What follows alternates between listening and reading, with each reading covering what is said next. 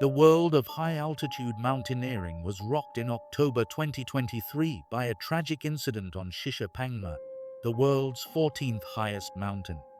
American climbers Gutu and Gina Rzucidlo, along with their respective Sherpa guides Mingma Sherpa and Tenjin Lama Sherpa, perished in separate avalanches while attempting to summit the 8,027-meter peak in Tibet.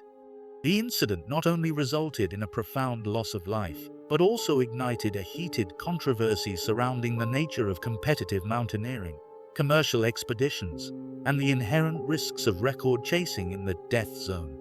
At the heart of the controversy was the undeniable race between Gutu and Rzucidlo to become the first American woman to complete all 14 of the world's 8,000-meter peaks.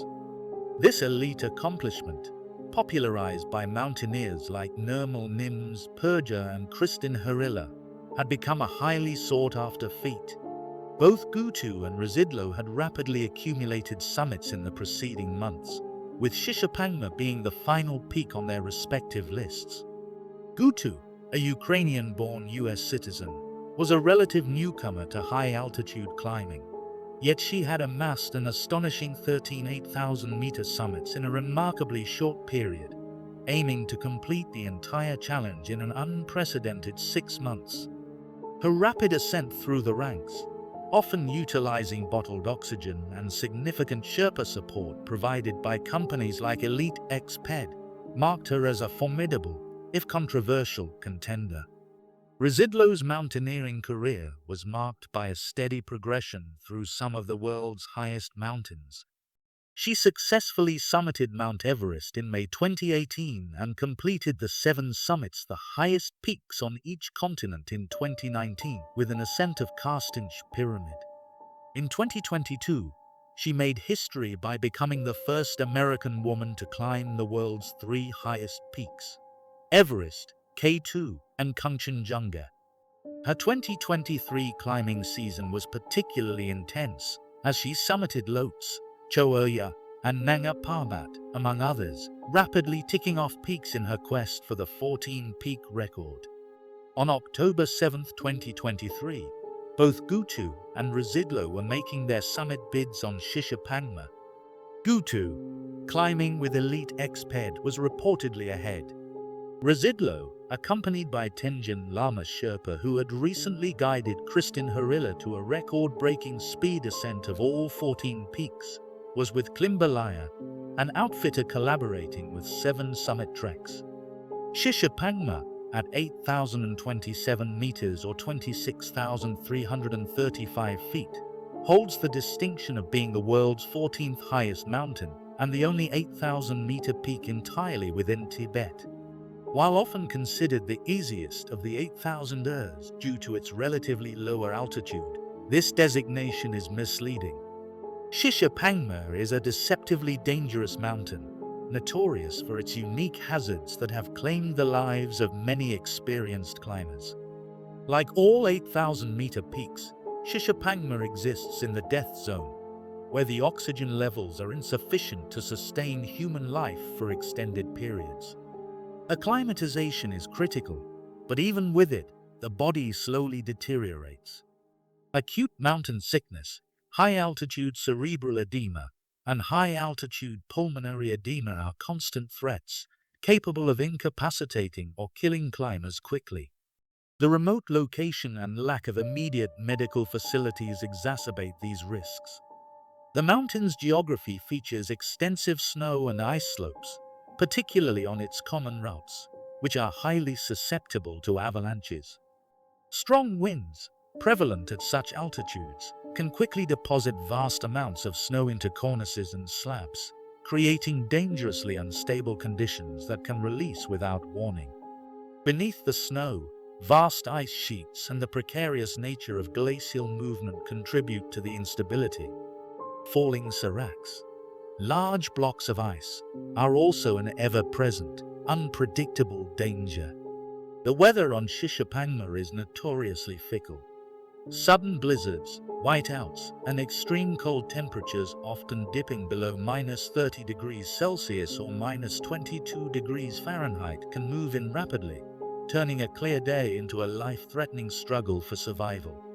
Such conditions can lead to frostbite, hypothermia, and disorientation, making navigation and descent incredibly challenging. Despite recent snowfall and what some climbers perceived as dangerous conditions, the race continued. From the moment they arrived at Shishapangma, the competitive tension between the two women was palpable. Accounts from other climbers present on the mountain painted a picture of strained relations and a simmering rivalry. Naila Kiani of Pakistan, also on Shishapangma at the time, openly recounted the friction. Gina called Anna the Instagram climber, she stated, adding that relations went really sour after we climbed Choya and returned to base camp. There were even unconfirmed whispers of one team attempting to delay the other's logistical movements. This wasn't merely a friendly rivalry. It was, by many accounts, an intense and personal contest. As the summit window approached, the pressure escalated, and the drive to be first seemingly superseded caution. The allure of the record, the culmination of years of effort and immense financial investment, undoubtedly loomed large. Anna Gutu, climbing with Mingma Sherpa, was reportedly ahead. The knowledge that the other climber was also pushing for the top, just hours or even minutes away, likely added an unbearable layer of pressure. As they approached the upper slopes, around 7,800 meters, two separate avalanches struck. The first avalanche caught Anna Gutu and Mingma Sherpa.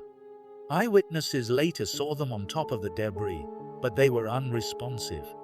Rescuers, led by Mingmaji Sherpa of Imagine Nepal, quickly located their bodies. Approximately 2 hours later, a second avalanche struck in a similar area, sweeping away Gina Rzucidlo and Tenjin Lama Sherpa. Their bodies have not been recovered, and they are presumed dead. Several other Sherpas were injured in the incidents, including Mingmaji, who suffered a head injury while assisting with the rescue efforts.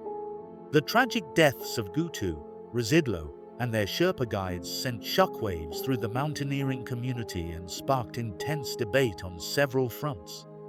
Many veteran climbers and observers criticized the escalating trend of record chasing on 8,000-meter peaks, fueled by social media and the desire for recognition. The perceived toxic competition between Gutu and Rzucidlo was seen by some as a contributing factor to the tragedy, suggesting that the pressure to achieve the record might have overridden sound judgment regarding safety.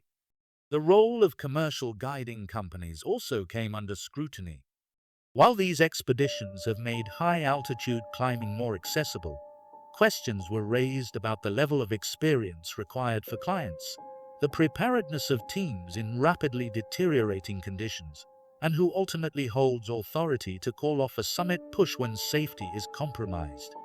The fact that both women were using bottled oxygen at unusually low altitudes on Shishapangma further highlighted the extent to which they sought every advantage in their race.